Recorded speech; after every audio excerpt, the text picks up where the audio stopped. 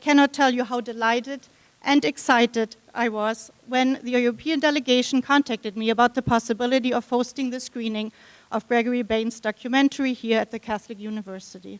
On September 24th, a day after he celebrated Mass for almost 30,000 guests right here on the campus of the Catholic University of America, Pope Francis addressed the joint session of Congress. In this address, he took a strong and unmistakable position in support of the abolition of the death penalty. This is a powerful story which clearly illustrates the EU fundamental problem with capital punishment.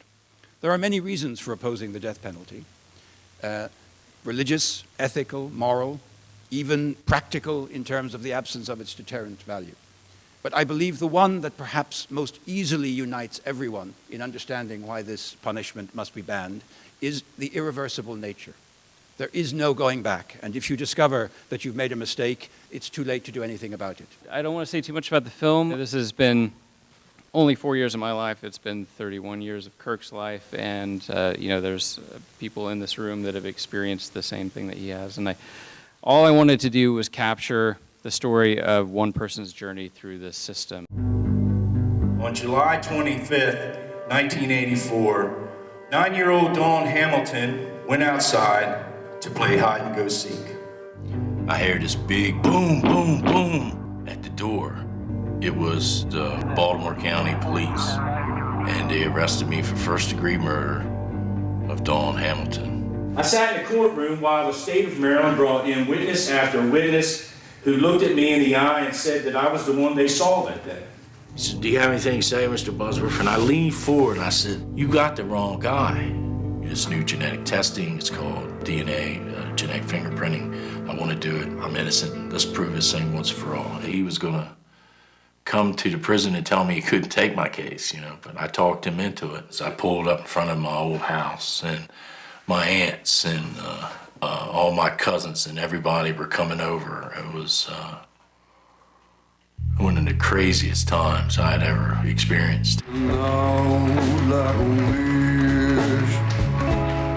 The more compelling in terms of talking about these issues in the U.S., people respond better to stories.